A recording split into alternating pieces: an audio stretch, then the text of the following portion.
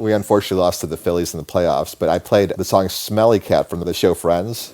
I played that for a guy named Brandon Marsh who has all this wet hair, and it's all gross, and big beard, and kind of looks like a smelly cat. So Phillies fans, one guy said, the Braves organist is not going to wake up tomorrow. I'm like, jeez. Wow.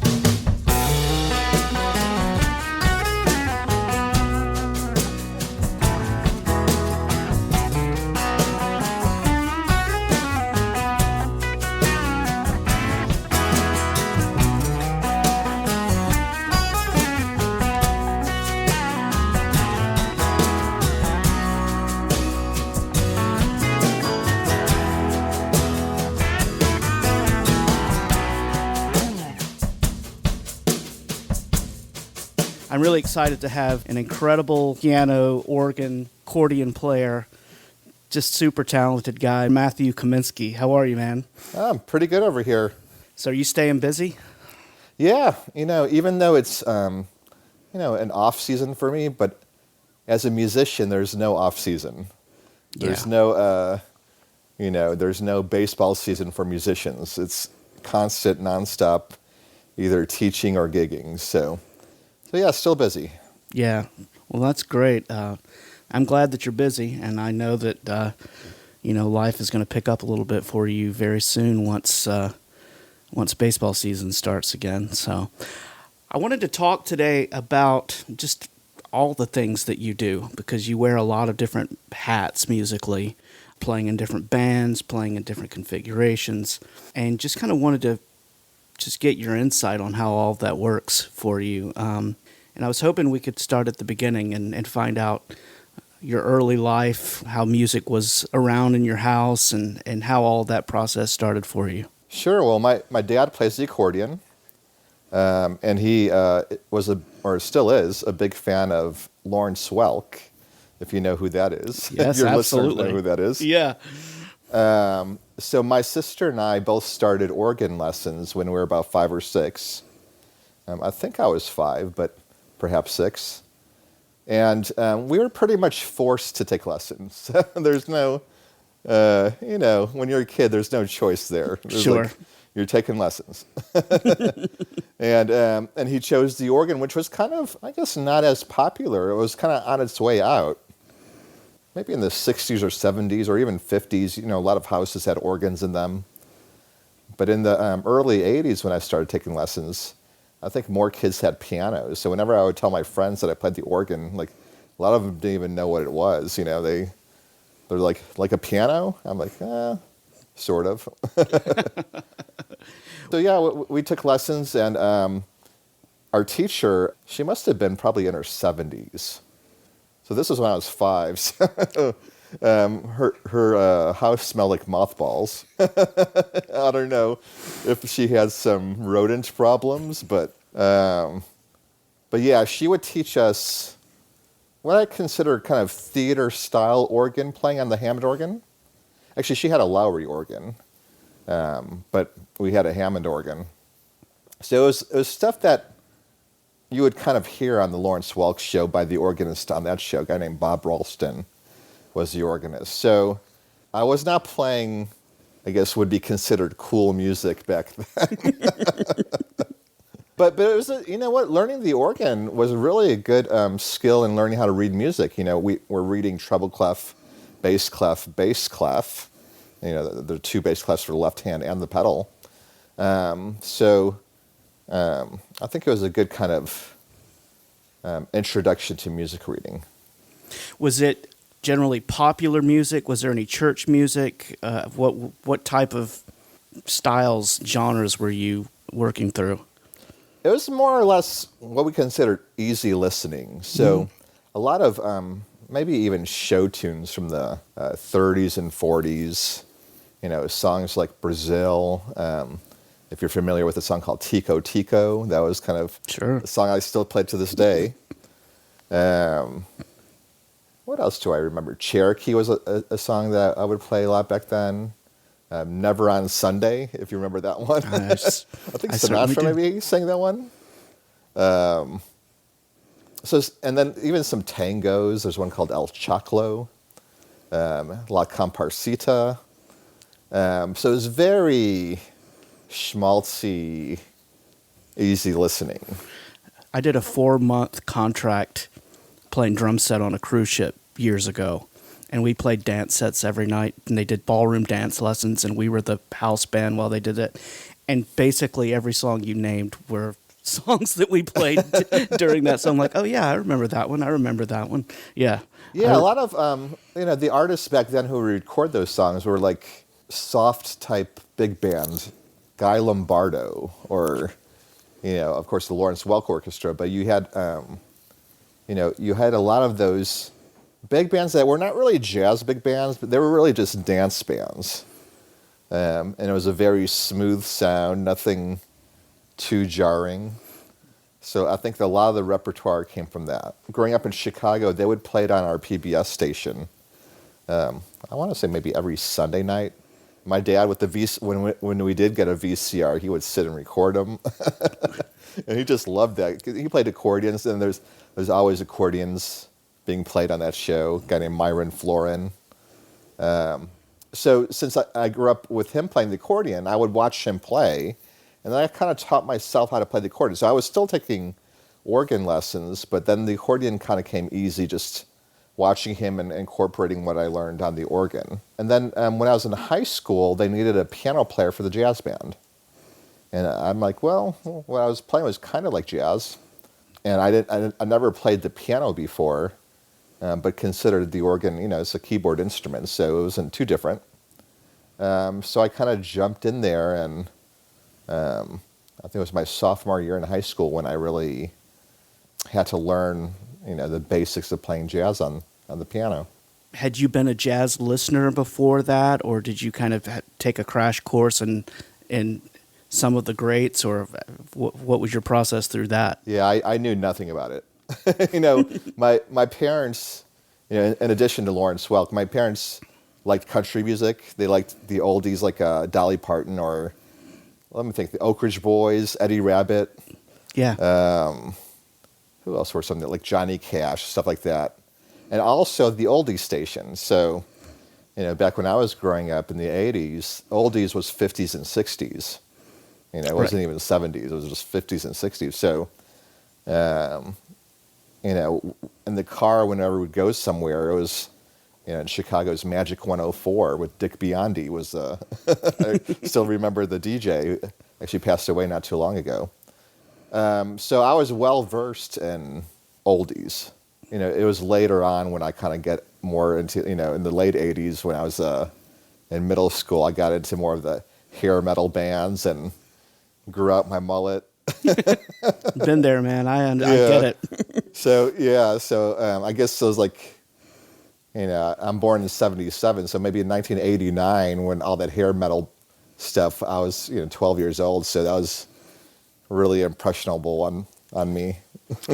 Yeah, I went through interesting phases, and I think some of it was just trying to fit in maybe with other kids at school, but it was about like Run DMC, and then it was hair metal, and some of it may have been, trying to revolt against what my parents were listening to. I don't know if that was it, but there's still some bands I still listen to from those days.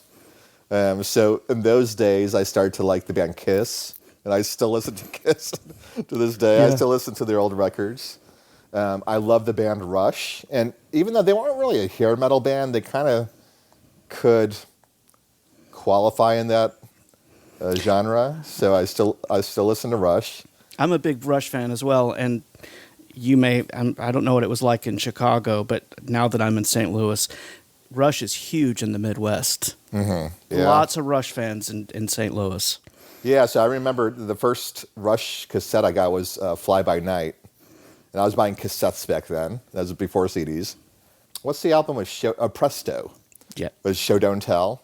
Yeah. And then I got to see them on the Roll the Bones and Counterparts tour when I was in high school. I saw the Counterparts tour in Atlanta, and then I saw, can't remember the name of the tour, but it was when they did 2112. I was living in Nashville at the time and saw that tour. Yeah. Oh, very cool. Yeah, I remember Roll the Bones, the opener was Eric Johnson, So he played the Cliffs of Dover, if you remember that song. Yeah. Wow. And then, which was even more incredible, is Primus was opening up for Rush for Counterparts. Oh, So wow. I saw that at the Rosemont Horizon, and seeing Primus and Rush together, that's pretty amazing. Amazing. Candlebox was the opener when I saw them in Atlanta. Oh, they're good. Yeah, they're good. Yeah. But man, I wish I could have seen them with Primus. Oh Yeah. man, Les Claypool and Tim Alexander. What a band. Yeah, and they they played, My Name is Mud, and Jerry was the race car driver, and I think for me, I was really into Primus back then, so that was just as exciting for me as seeing Rush. Sure. And actually, that was my second time seeing Rush, so I was more excited, I think, on that show to see Primus. I'll bet. Yeah. Were you a fan of Geddy's keyboard and organ playing? Was that an appeal too, or was it just their songs in general? I learned, I remember in high school, learned subdivisions, which I still play at the Braves games. Yes. I don't know if I was influenced as much by his keyboard playing, but I really got into the band The Doors. So I went back into classic rock and started to learn note by note, just by ear, all of Ray Manzarek's organ work on The Doors. I also got into Led Zeppelin, so John Paul Jones played a lot of organ and keyboards on some of those tracks. Yeah, and John Paul Jones, I think he's kind of underrated as a keyboard player. Of course, he's, one of the best bass players, but as a keyboard player, I loved his keyboard playing. I agree. If you listen to Since I've Been Loving You, the organ part in the background, even more of this synthesizer stuff like Kashmir or In the Evening or All My Love, all that type of stuff had, some good synthesizer parts. Yeah, absolutely. Yeah, I agree with you that he doesn't get the credit that he certainly deserves as a keyboard player. After high school, did you major in music? Did you do that in college? And throughout high school, I really learned about jazz. I studied with a jazz pianist around where I was in the Chicago area, and I knew I want to be continuing with music in some form. I didn't know if I'd be a jazz musician, but that was kind of the route in college to go. It's not like you could be going to college to become an organist for the Doors. Right. So the next thing was to learn more about jazz, and I went to actually see my sweatshirt here. I went to the University of Arizona first. So I went down to Tucson, and I had sent a cassette recording of myself playing, some jazz standards and such. And the teacher at Arizona called me and said, you could really use me there, and they need more jazz pianists. So that kind of, sparked my interest more that I was actually wanted. Yeah. And while I was in Arizona, I went there for 2.5 years. While I was there, my dad got a new job in Savannah. So they ended up moving from Chicago to Savannah. And for some reason, it took them a long time to sell their house. This was probably 1998, 97. So I don't know how the housing market was back then, but it took them a long time to sell their house in the Chicago area, in Algonquin, where we were. So I ended up just, money kind of runs out when when they couldn't sell the house. So I ended up just following them to Georgia and transferred to Georgia State. I got both my bachelor's and master's at Georgia State 10 years apart. So I got my bachelor's in 2001, and then later on went back and got my master's in 2011. Georgia State has quite a music department, and I'm sure you studied with some great teachers while you were there, and probably played with some really great musicians too.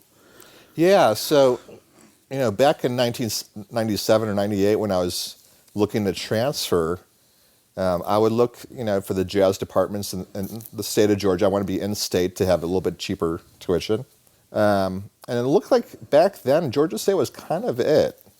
There was like maybe a very small jazz department at UGA back then, and even smaller one at Southern. But back then, I don't even know if Kennesaw had a jazz department or or was even existing. I don't know. Right. But later on, Kennesaw now has a really good music department, and now things are a little bit different. But back then, Georgia State was kind of it, and I got to study with Dr. Jeff Hayden, who's the head of the piano department at Georgia State, and later on with Kevin Bales, who's a professional musician who's toured around the world. So there's still a strong music program. Did you do, when you were going through that program, were you doing classical stuff as well, or was it strictly commercial playing? Yeah, so part of the jazz studies program is a certain classical proficiency. So really, I had done zero classical playing, up till then, unless you consider that theater style organ playing classical, which, you're reading music, but it's not really classical playing. Yeah. So that was the one part of my playing that I really had to cram into my undergrad years, which was stressful because my technique in that style was just not there. So I'm trying to get my fingers to play these things that they're not used to playing. Yeah. Which is good, as a musician, it was good for me to do that, but I wish that someone had told me earlier, or I wish that my organ teacher back when I was in elementary school would give me some more classical pieces to work on.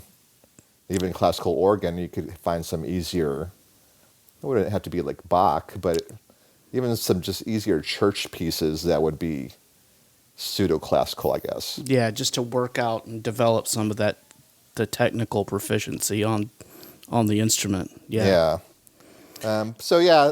I had a crash course, and I think I did pretty well with it.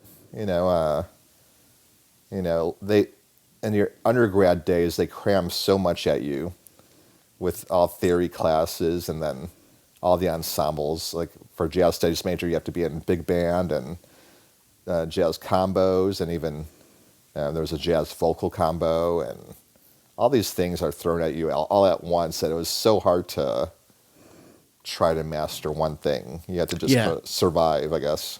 Who were some of the jazz pianists you were listening to, or jazz artists you were listening to? Even though I was playing piano, I was still listening to jazz organists. So having played the organ from a young age, I wanted to see how jazz could be played on the organ. And my high school jazz band director gave me a cassette of Joey DeFrancesco, who was up and coming back then. And then through him, I found out about Jimmy Smith as well. Sure. So I was listening still to a lot of jazz organ, but jazz organ, especially back then, was not really existent in the university system. You couldn't really go anywhere. Maybe Berkeley, but back then you couldn't really go anywhere to learn jazz organ. Now these days it's different. There's a couple places, but I had to still stick it out on the piano, even though the piano is not really my first love. And I like playing it now, but I would still say the organ, I'm an organist first. Yeah. Maybe pianist third, because I also play the accordion. So it's really like, for me, organ, accordion, piano. But some of the pianists I would listen to, a lot of the same people that other people would listen to, like Oscar Peterson, Bill Evans, Chick Corea, just a lot of Errol Garner, just a lot of the same people that most jazz pianists kind of grew up listening to. Yeah. When you were at Georgia State, were you gigging at all around Atlanta, or was it mostly you were focusing on your studies? I was gigging, but it was definitely, once or twice a month. Yeah. So going to school was kind of enough for me, performances and stuff like that. So we would play on each other's recitals, and there'd be piano lab class where you had to perform for each other. So I didn't feel the need to be gigging all that much while I was still in college. Yeah. No, I get it. So you said there was a gap between undergrad and doing grad school. What did you do in that period in between? Well, for the first time, I really started teaching. So I would teach some people things here and there in college. if someone wanted to learn a little bit about jazz, I would sit and teach them in the practice room or something like that. But I really hadn't become a teacher yet until I graduated. So I kind of learned that craft, and pretty soon ended up with 50 students, which they're pretty much all half-hour students. And that was about 2001, 2000 maybe. Throughout the years, I've grown more comfortable with teaching more advanced students. So nowadays I have maybe 16 or 17 students who the majority are hour lesson longs.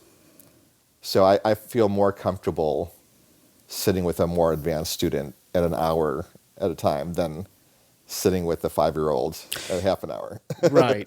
And I still teach, a lot of beginning students like that. But I think just throughout the years, I have certain specialties that I could teach to more intermediate or advanced students. Yeah. What kind of material do you tend to work on with your different tiers of ability levels? What do they work on? The beginnings students are going to be in those lesson books. So there's the Alfred or Faber kind of lesson book series. I also teach accordion and organ, so there's certain lesson books in those instruments as well. Mainly my organ students are trying to learn jazz or even rock or blues on the organ, so a lot of times there's actually no book. I would just teach them more or less the theory behind it, what they're doing, and the scales they could use to improvise. And then, my intermediate and advanced students usually are trying to learn jazz, either on the organ or piano or even accordion. So there is a lot of theory involved. There's a lot of learning scales. There's a lot of the different techniques and styles you would play on each instrument. So if you're playing more of a solo piano, like jazz piano style, there's a certain thing you do. If you're playing more with a group, then we would concentrate more on how to play with a group. Different what we call voicings, the way you play chords, even transposing. So there's a lot to go over. That's great, and appreciate the music theory piece of it too, because if someone takes it past just a hobby and wants to do something with it, having that knowledge of music theory is a huge thing. My son is a music major at LSU, and oh, cool. Yeah, and we were just texting earlier today about him taking Theory 4 and some of the stuff he had to do, and luckily he took that in high school, and he went into college with a head start on the music theory piece. That's great. Yeah. Yeah. I wish I would have had a head start. And we went over some theory with my jazz piano teacher in high school, but college in my freshman and sophomore years was more of a crash course in classical theory, which I knew nothing about. So, yeah. I had a piano teacher. I wasn't with him very long, but he gave me the stack of the master theory books and said, "You need to work through these." I wish I could find him now and thank him for that, because it was such an invaluable, gift that he gave me to understand that, because, that is the building block on so much of what we do. Yeah, and for me, especially as an improviser, the ear training classes, which a lot of people complain about when they're in college, the ear training classes for me were great because I use my ear so much. As an improviser, also as learning songs on the spot and playing in front of 40,000 people for the first time. Right. Sometimes. Yeah. Sometimes that's called. Yeah, absolutely.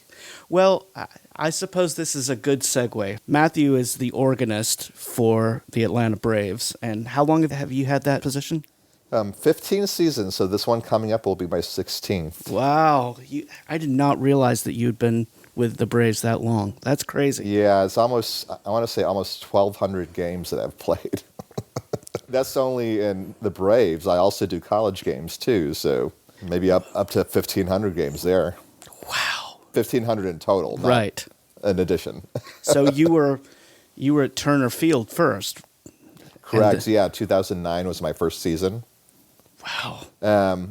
so the way it went about is I had an adult student learning how to play the organ, and he happened to know the sound engineer at the Braves, and they said, like, behind the scenes they were looking for a new organist. So really, it was kind of dumb luck. I was just happened to know a person who knew a person, and he got me an interview within a week of asking me. Like, didn't have much time to think about it. I was like, sure. Like, to me, it was just another gig. Yeah. A lot of times as musicians, we don't think about, how should I phrase this? I think every gig that I do is important. Some may be in front of 40,000 people, some may be in front of 10. But I still find enjoyment in whatever gig I do. Yeah. Now, throughout the years, I've discovered there are some gigs that I don't enjoy doing as much. So I just, luckily, I'm at the point where I don't have to do those gigs. Yeah, no, I get it. So I know a lot of musicians do kind of the corporate wedding band type stuff, and I found that I'm not really interested in that. So until there's a economic reason for me doing that, I don't have to do it right now. Good. Which I have nothing against the music, but I don't want to sit down and learn and find. And as a keyboard player, you have to find certain sounds for these songs. So I don't want to sit down and learn, and even string parts, and you have to cover a lot of that stuff as a keyboard player. So I don't want to sit and learn Margaritaville and whatever songs get played at every wedding. I Will Survive and all that. Yeah. Yeah. Which is great to listen to, but it's not something I want to perform as. And look, I've been there, and I understand. In fact, I think the one gig that you and I played together was like a Mardi Gras gig, but it felt like a wedding gig, as far as the setup and the format and the whole deal. Yeah. That was a fun one with George Sandler on drums. Yeah. And I thought it was really fun because they had that Mardi Gras element to it. Yeah, I know. Yeah. Yeah, that was fun. And so George Sandler, drummer, I've probably played, no exaggeration, I've probably played well over 1,000 gigs with him over the years. Yeah. And he contracted the two of us and a bunch of other folks to play a Mardi Gras gig. I don't remember when that was, but At least 10 years ago, I want to Yeah. say. Yeah. and that was a lot of fun. We had a Yeah. good time that night. Yeah, so I ended up getting an audition with the Braves, or in an interview first, and then they asked me to play. So back then at Turner Field, they had spring training games, kind of as a warm up for the stadium employees. So they had 2 games every year, which doesn't happen anymore. But so those 2 spring training games that year were kind of my audition to be the Braves organist, and they just wanted to see if I could handle, number 1, playing, but number 2, handling directions while I play. So I was in a completely different room from my director, so I had to be on headset, and he was talking to me sometimes while I'm playing. He'll say, like, let's close it up in 5, 4, 3, 2, 1, and so stuff like that. And actually there's been times, because I can't speak while I play, especially the headset is off while I'm playing. So sometimes, that's actually happened a couple times. He's like, Matthew, if you could hear me right now, make a little mistake. So sometimes he would instruct me to make a little mistake just so he knows that I'm listening. Oh, that's so funny. Because there was really, I was in the press box, and if my headset were on the whole time, he would be hearing all this background chatter in his headset, so I had to keep it off. But while I'm playing, I can't press the button to turn, the microphone on. Right. Does your headset have, I'm assuming it's feeding the organ sound as well, so you're hearing that and him at the same time? Back then it was. Now, at Truist Park, I do have an organ speaker, or keyboard amp, really, that I use because I'm in an audio room, and we don't have to worry about the noise. We don't have to worry about not playing loud. Okay, good. But back then, in the actual press box, I had to be really quiet in there. So I think I passed the test, and it's funny because in those 2 games, they wouldn't even let me play Take Me Out to the Ball Game. They didn't trust that I could actually play Take Me Out to the Ball Game. They still played the recording of that. Really? I'm like, wouldn't that be a good test? Wouldn't that be like a good part of the audition? I think putting you under the gun at that moment would be a good test. Yeah. Yeah. So they were slowly putting me in with charges and different like bump ba dum bum bum bump ba dum, and they were just slowly seeing what I could do. Which, if it's a spring training game, like, who cares? Like, Right. Right. if I would have really sucked, then they could have just not asked me back for the second spring training game there. Yeah. So they gave you the gig, obviously. Yeah, so after those 2 days, I got the gig, and been there ever since. Before I go any further, I did want to ask you, how many live organists are there remaining in Major League Baseball? From what I gather, it's about half. So there's maybe 32 teams. I want to say somewhere around there. So there's maybe 15 or 16 of us organists, but we all kind of share duties with the DJ in some form. Yeah. Not to say that bad word, the DJ. But so, yeah, there is... I would say, I don't know if the amount of organists is dwindling so much right now, but the playing time is dwindling. Okay. So a lot of teams are still keeping organists, but not using them all the time. I can't speak for other fans, but I feel like, and I'm a diehard Atlanta Braves fan, and I have been through thick and thin. I grew up in the 80s when it felt like there were more people on the field than there were in the stands. So, I'm going to love them no matter what. Mm-hmm. But I feel like the Braves managed to have the best organist because you just seem to have this whole other thing happening in addition to your amazing playing, that I think your sense of humor comes out. I think you do a lot of preparation. Like, it almost feels like you get into the heads of the fans of the other team. Did you kind of go into it with the mindset of building a list off of the lineup, or how did that all happen? Yeah, so I play the walk-up songs for the opposing team. And actually, no, that was even said in my first interview that's what my boss wanted. He wanted there to be that kind of game within the game. And I think, back in 70s and 80s, Nancy Faust for the White Sox was doing that. So, I'm definitely not the first one to do it. But the one thing that I've done is I've crowdsourced the songs that I play.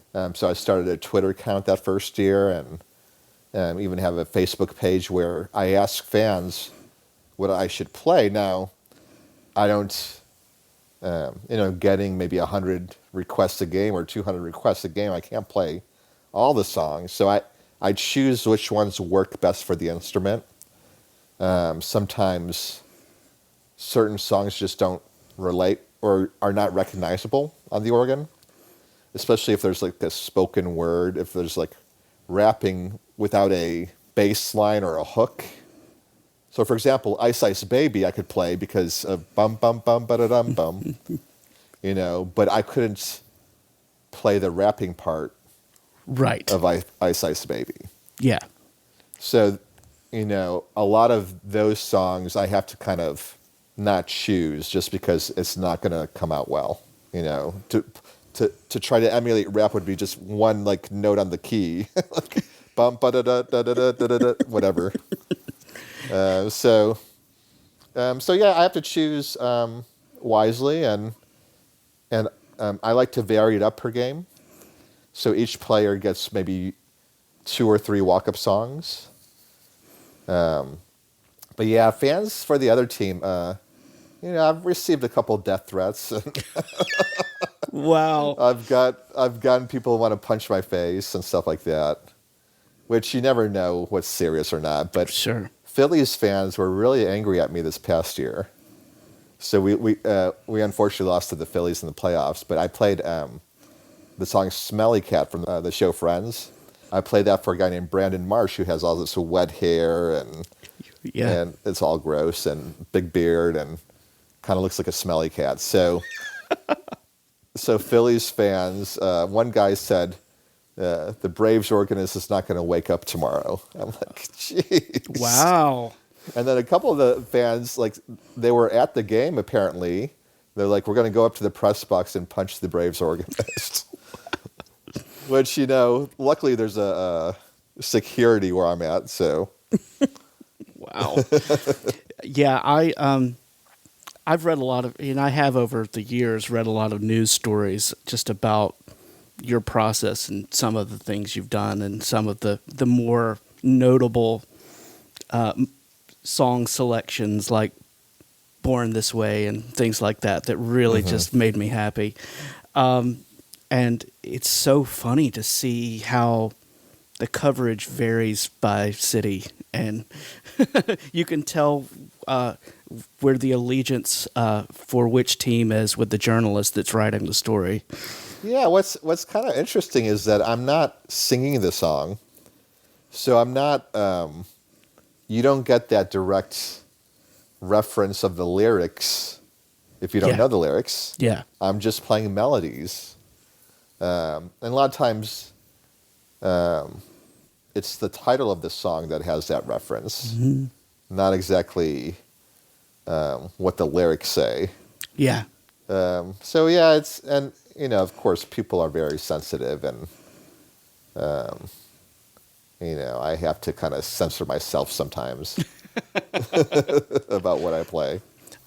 Like I said, we live in St. Louis, but I probably watched 75% of all the regular season games last year, and when it's a home game, to me it feels like a musical scavenger hunt, trying to find. Some of them are a little more obvious than others, and some you have to. It's really fun to think, like the dots that connect the name of the person or the context of who they are and the song that you play for them. It's really fun.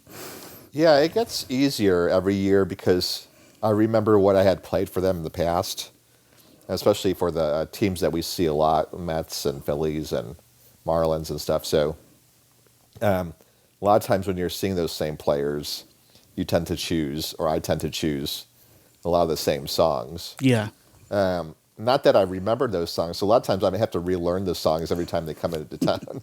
So I'm learning with the walk-up song, especially with the pitch clock. It's only now like maybe 12 to 15 seconds that I get to play. So I only have to learn that much of the song. I try to learn maybe 30 seconds of the song.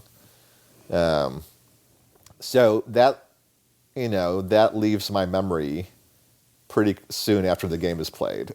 I'm not gonna. I memorize it for the game, and that's it. Yeah. So if they come back in a month, I have to relearn that song again. I didn't even think about the pitch clock. Has that, with the timing of everything, do you have to really pay a lot more attention to your pacing on these songs? I do, and there's a when the pitch clock hits 12, I have to stop playing. Okay. Or if the batter steps in the batter's box.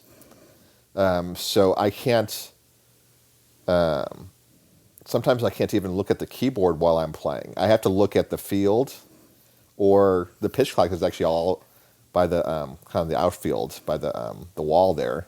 You would have to feel like the drummer playing for the circus, that you just have to like constantly be paying attention to be right on time with everything. Yeah, a lot of people ask me, I'm fairly adept at reading music, but for this job, I can't really rely on reading any sort of sheet music for these songs because my eyes have to be somewhere else. Sure. Now, before each game, I play for batting practice for about an hour straight.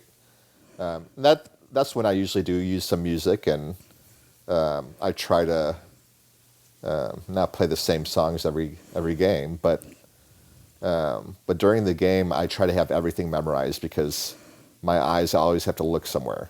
Yeah. Even when the play is over, my eyes have to see like if he's caught the ball and when I could start playing my next walk-up song, stuff like that. Yeah. And then in front of me, the DJ's in front of me, so he's giving me a thumbs up to when he wants me to play a charge or something like that, he'll give me a thumbs up, because we don't want to play on top of each other. So a lot of logistics, involved, and when to play and when not to play. Yeah. Do you use your own gear when you play, or did they provide an organ for you? No, so when they moved to Truist Park, because I used to bring a keyboard and my pedals, but when they moved to Truist Park, they got their own organ there. It's a Hammond organ, one of the newer models, the SK2. It's got full-size pedals and a bench and everything. It sits there ready for me to play. So I'm lucky I don't have to bring anything in. Oh, that's great. Each game. Just roll in and do it. Wow, that's fantastic. Yeah. How was your World Series experience? Was that fun? You know what? I don't remember too much of the games. We won the series on the road, and I was playing. There's a watch party at the field, so I was playing for the watch party, and that's when they won. Where you could hear everyone in that kind of battery area celebrating. Yeah, I was in Houston for Game 6. Oh, cool, nice. Yeah, I was awesome. at the game. Yeah. So I actually remember more because the games, for what I'm doing, it was just like another game. Of course, it's a World Series. Everything is amplified, but I was doing the same thing that I would normally do. But what I remember more than that was the parade. I got to play in the parade, be on the back of a flatbed truck, and while we're going maybe 35 miles per hour, which was way too fast for a parade. Not my choice. But we throughout the parade, I guess there was probably over 1 million people that I played for. Yeah. So playing in the back of the truck, it was really cool. My daughters got to go. One of our neighbors brought them down because my wife had to work. So they were down like somewhere by the Rialto area, actually. So we went down Peachtree, and so I think I remember more of that than the actual games. Oh, that's cool. That's great. So I was thinking about this before we were going to speak. So in 2016, I was playing an event in Tampa. I played a charity event every year down there with Charlie Daniels. Oh, cool. And one night we were finishing playing, and this guy came up to me and was like, because I was singing as well, and he said, "Hey, if you're ever in Atlanta, let me know. I'd love for you to sing at the Braves game." I'm like, okay.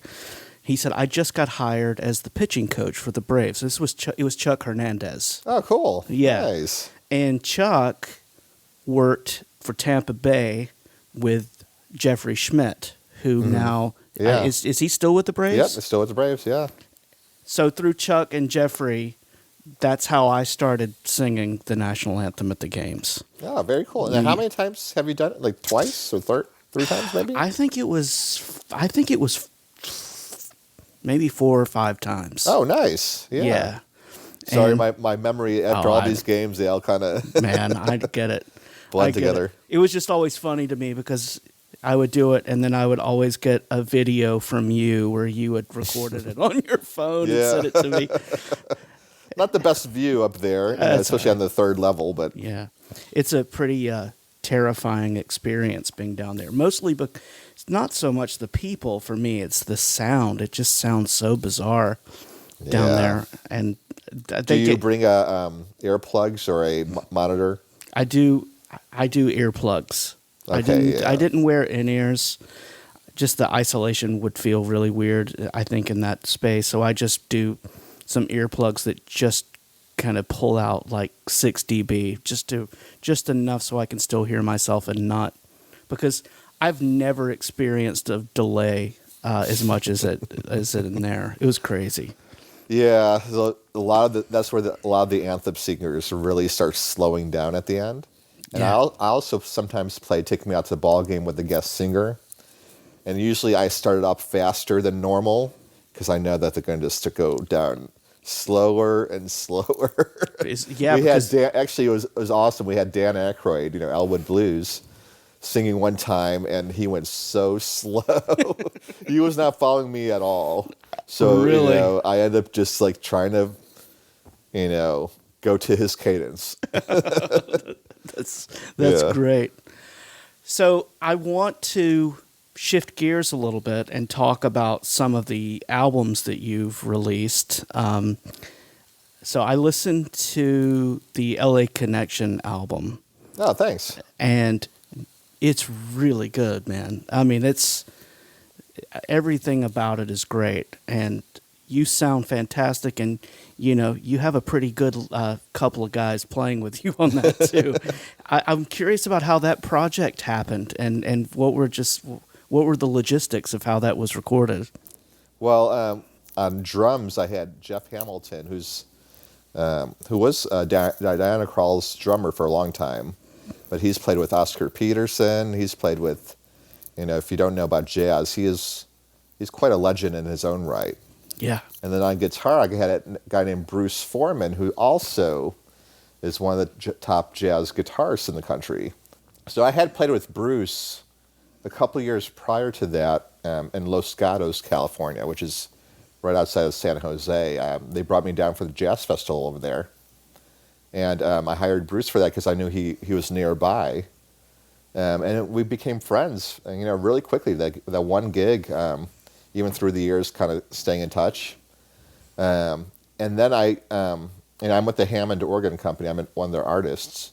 So I went down to NAMM, which is the music merchants show every year in Anaheim, in 2020. And I knew that Bruce kind of goes in between, the San Jose area and Los Angeles, kind of comes back and forth. So I knew that Bruce could come out, or he was going to be at the NAMM show. And I said, Bruce, we should do an album together. And he's like, well, who do you want on drums? I'm like, well, who can you recommend? And then he mentioned Jeff Hamilton. I'm like, okay. Yes, please. So I just set up a recording date. It was great. It's a little bit nerve-wracking just knowing who I was playing with, but they made me feel very comfortable, and they have been playing together for years as well, the two of them. So to me, it was a great experience in learning how they record and just the pros they are. Now, that was right before the pandemic, so I had kind of all these plans of, really, the label I'm on is called Summit Records. It's fairly big jazz label. But with the pandemic as such, I wasn't quite sure how my finances were going to go. So I waited a little bit on it, and I just decided at the last second I was gonna do like 200 records. No, I think 300 is what I ordered. So I just did a kind of a limited 300 record release, and still have maybe, 50 of them left, but it's still cool to have actually my own LP record. Absolutely. Yeah. So I didn't go the route with the label or any radio airplay or anything like that. I just kind of self-released it, but sometimes I guess the pandemic has forced a lot of things out of people. So that was one of the kind of the backstory of that recording. Yeah, it sounded so good. Oh, so thank you. You said it was a few days. Is that how long? Really, did it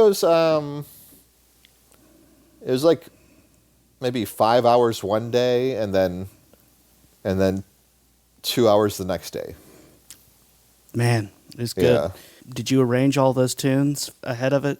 Yeah, I had all the charts written out, but they definitely gave me a lot of good input and really changed a couple things on there, which sounded better in the long run. So I let them pretty much tell me what to do. Yeah. When they're, Yeah. these legends, I pretty much was at their will. But really just to hang out with them and, and hear stories from them, and them, considering me to be good enough to actually record with me was a really cool thing. Yeah. Yeah. And sonically, I mean, just obviously the playing on it is incredible, but just the quality of the recording and just everything sounds so good. And yeah, I encourage everyone to go and listen to it and just listen to the great playing and the really good arrangements of those songs. I really dug the Beach Boys. Help Me Rhonda? Help Me Rhonda. It was Yeah, great. I'm a huge Beach Boys fan. I usually record at least one Beach Boys song for all my albums. But being that I was in Los Angeles, I definitely wanted to put one on there. Yeah. Yeah, so at first, actually, it wasn't going to be an LP release. I was going to do it on CD, because that's what the radio still takes CDs. But I think these days I sell more LPs at gigs than I do CDs. So people are not buying CDs anymore. It seems like more people are buying. I'm a big record guy, but I still have records and CDs. But at shows or at gigs, I think more people are apt to buy the record because they could just download on iTunes the digital copy. Yeah. And I mean, vehicles don't have CD players anymore. Newer vehicles don't have CD players. And if you're, for me, if I'm going to sit down and listen to an album, I'm going to probably put it on with vinyl at my house, So yeah, that's interesting that you're selling a lot of vinyl, which is really good. Well, I wouldn't say a lot. I'm not like Taylor Swift or anything like that. But yeah, in the future, I don't know what I'm going to do yet. I don't know if I want to. It seems like just doing 200 or 300 records might be worth it. And then just when those run out, you have the digital copy up there on iTunes or wherever you want it, Bandcamp or all that type of stuff. So that may be the way to go. I still like getting old used vinyl. Yeah. So I was at a store the other day. I won't mention what town you used to live in, but I was at this one store and they only sold new albums, new vinyl. And it was in the city that I used to live in, that you mentioned before we started taping. And is it in the downtown area? Exactly. I know where you're talking about. I've been to that I think store. they used to have used, and there's still one little crate left. But I walk in there, not knowing that it's all new vinyl. And, and I still, I buy new vinyl from different artists, so I still have them. But it didn't smell like a record store to me. Yeah. I didn't get the same rush flipping through the records, because newer vinyl is going to be a certain, either certain newer artists or reissues that are way overpriced that you could find the original copies still for. Yeah, and they are way overpriced. You're right. Yeah. And, they had some stuff that I would love to have, but I never find a gem like that. I never find that diamond in the rough searching through new records. Now, right after that, I had some time to kill, so I stopped at this antique place called Queen of Hearts, which you may remember. But in the antique place, I found 3 records that I really wanted that were gems, and several CDs, actually. I still even look at the CDs. So it's weird how I think I'm more in it for the thrill of the hunt sometimes than I'm with you. Yeah. Listening to new vinyl is great, but I still like hunting for those diamonds in the rough, I guess. I just did that recently. There's kind of there's a mall nearby that's kind of on its way out, and people will rent some spaces as like a consignment store or whatever. And there's a guy that has a little music store in there, and I walked through there recently. I'm a big classical vinyl collector, and oh, cool. And I couldn't believe some of the stuff that I found in there. Some really good Bartok recordings and some Stravinsky, and it was really nice. And like, I just happened to walk in there and saw it. And yeah, then you go to other places, and yeah, you're going to pay $49 for an album that you could buy for $10 somewhere else. Right. Yeah. Yeah. Yeah, we have some good. There's some good record stores in St. Louis. One Vintage Vinyl is a really good one. Oh, cool. Yeah, I'll have to stop by one of these days. Yeah, it's really good. So, I know you have a lot of different band projects that you work with. Who all are you playing with now? Well, I have a couple groups that I lead. So one's called the Hot Club Jazz Fellowship, which is Hot Club is another term for, I guess it's not so PC these days, but gypsy jazz is another term for that, or really the jazz that was made popular by Django Reinhardt. So there's a lot of those type of bands around the world, not around Atlanta, but around the world. So I have one of those groups that we've been playing some theaters and stuff like that. I also, my main thing is being a jazz organist, so I always try to search for gigs as a jazz organist. I have my own portable organ that I bring around. So that's always on my mind. And then my new project is one, which is pretty, I guess a weird one, but it's called Mondo Hamondo. Hamondo meaning Hammond, so Mondo Hammond or Hamondo, where I play what's called exotica music. Don't be confused with erotica music, but exotica music, which is kind of like Hawaiian / Polynesian / Latin styles being fused together. So it's not really like an authentic Hawaiian style of music. But back in the 50s and 60s, there was artists like Martin Denny, Les Baxter, Corla Pandit was this guy who had a turban, and this is back in the 40s and 50s for him. So it's the style of music that you would hear in a tiki bar. So if you've ever been to a tiki bar, that's kind of my new project. And here in Atlanta, we have one called Trader Vic's. So I have a theater gig coming up this Saturday at the Red Clay Theater, or Red Clay Music Foundry. But I'm also playing at Trader Vic's on February 20th. So I'm really excited about that possibility, because I'm infusing the Hammond organ into this exotica style to give you kind of that tiki bar, almost like bachelor pad feel. Oh, that's like cool. if you've ever seen the Blues Brothers when they're in the, I think they're in the Holiday Inn club scene where Murph and the Magic Tones play.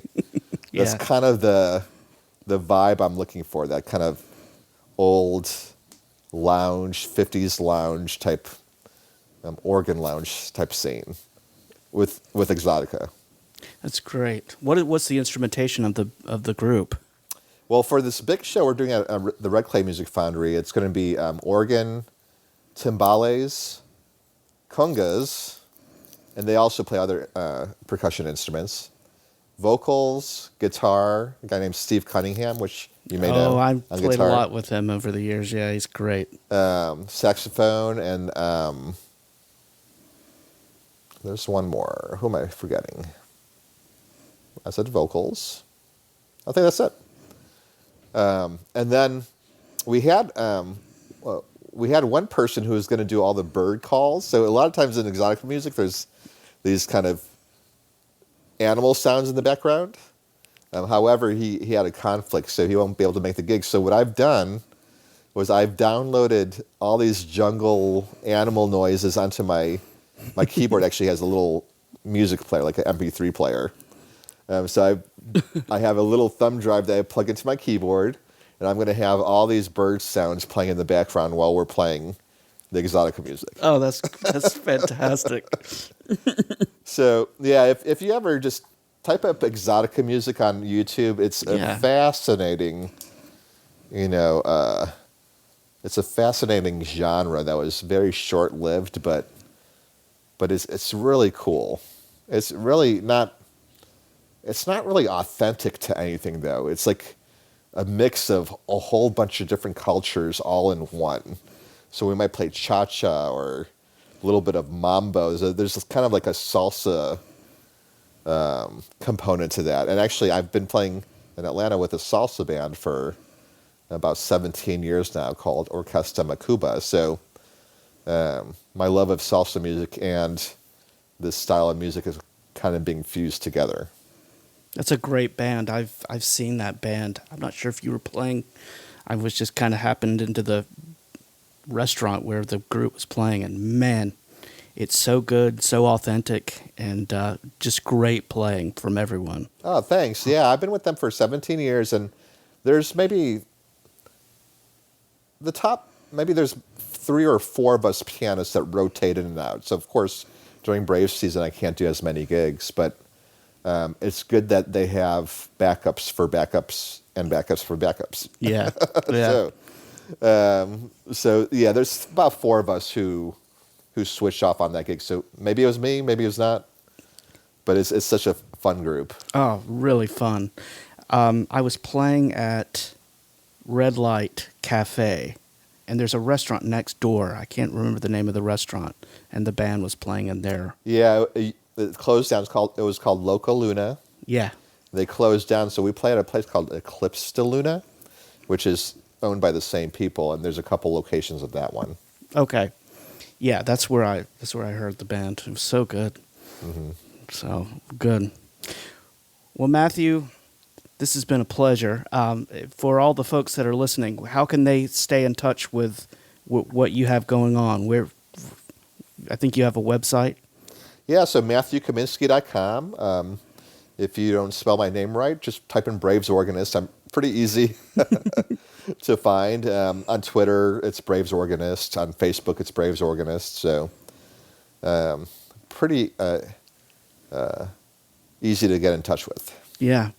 Well, go and everyone check out Matthew's music, just everything he's doing. And I just love that you're constantly just trying new things and just improving your craft in different ways. And just best of luck to you, man. I appreciate you giving me some time today to have a chat with you.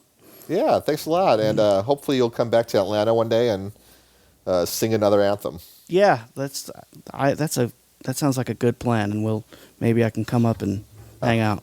Well, thanks, Matthew. Have a great day. Okay, take care. Thanks for listening to the Bandwidth Tapes. I'm your host, Brad Williams. The show's theme is called Playcation and was written by Mark Mundy. Drop me a line at the email address, thebandwidchtapes@gmail.com. Make sure to subscribe to receive new episodes of the podcast. And while you're at it, please tell someone else about the show. Thanks for listening.